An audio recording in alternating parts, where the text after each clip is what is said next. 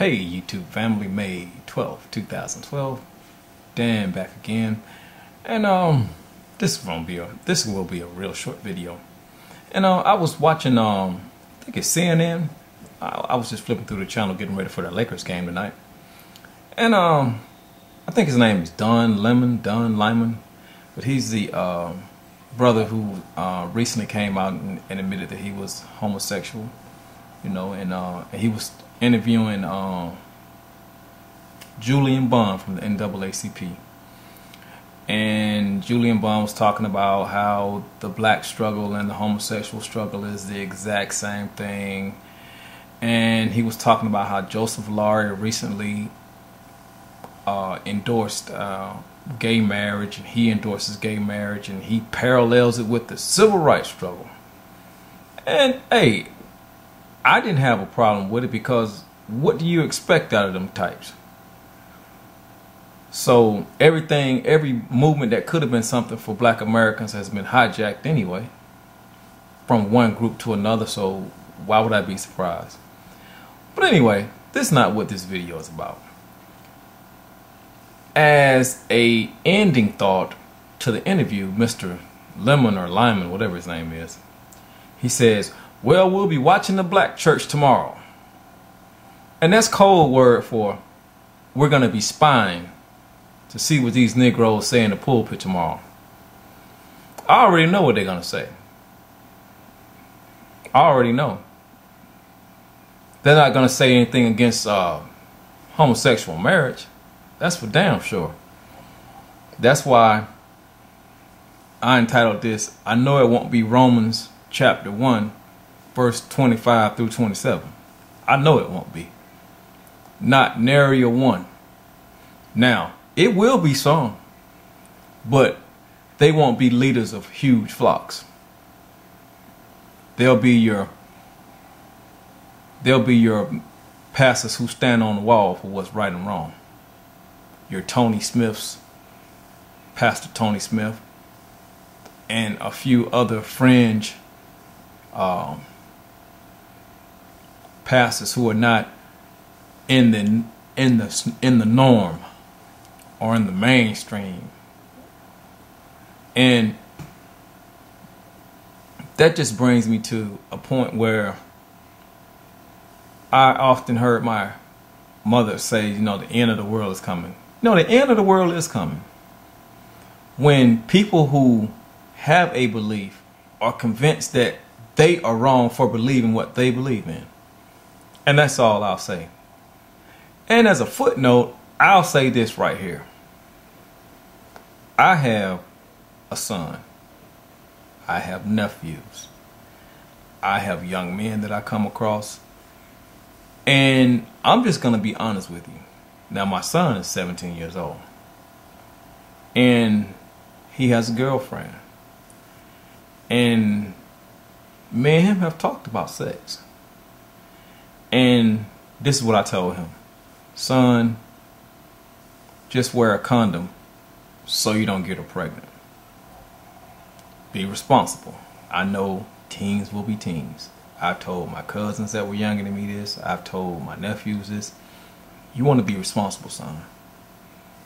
I know I was a young man once chasing girls, and the last thing you want to do is bring something upon yourself that you're not equipped to deal with. I can't stifle him and stop him from doing what young boys do, but thank God he is a responsible young man. And I think he's still a virgin, which is a great thing. It's a real great thing for me. But I say that to say, you see how easy it was for me to tell you what I told my son? I didn't have to tell him nothing else but that. Now, this is what parents that are so accepting of a high risk sexual behavior between two men don't tell their sons. Or this is how they should talk to their sons. Well, son, you know, you can go sleep with him, but make sure you don't get anal cancer. Make sure you don't get Chlamydia, trachomatis. Make sure you don't get Cryptosporidium or Giardia lamblia or Herpes simplex virus or human immunodeficiency virus. Make sure you watch out for the hepatitis C. Make sure you watch out for the human papilloma virus.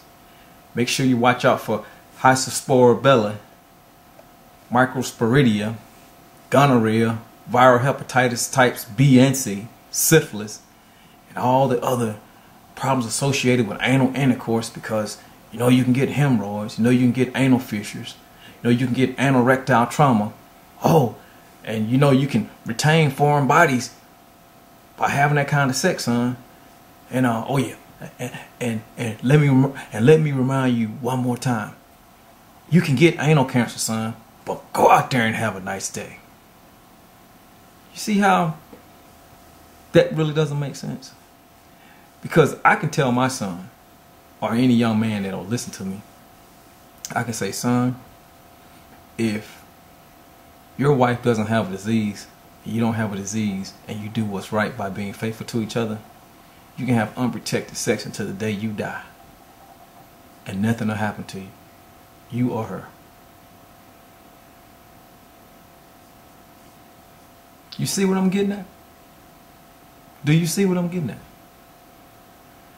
Why do I have to navigate that dangerous landmine or push my son or anyone's son into that dangerous landmine without telling them all the things that can happen to you if you partake in that exceptionally risky sexual behavior between two men that are having sex in a spot that is not intended for sex?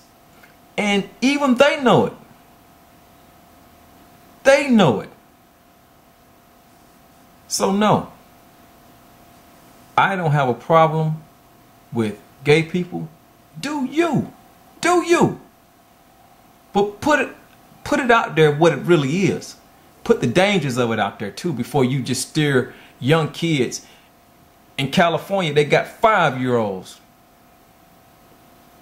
They have gateway instructions, gateway instruction for them to be introduced to the gay lifestyle. That's not natural. That's putting a choice in front of a child instead of letting the natural progression occur. Now, if you say it's natural, it shouldn't be introduced to me then. If you say that I'm born gay and it's natural, well then let it come to me naturally. Should anything naturally be introduced to me? Because guess what? Last time I checked, I was naturally attracted to women. I was naturally attracted to little girls at a young age. Nobody had to put a book in front of me and say, this is a girl and this is a boy. It was natural. So the argument of, well, we're going to introduce you to gay lifestyles, it's not valid with me.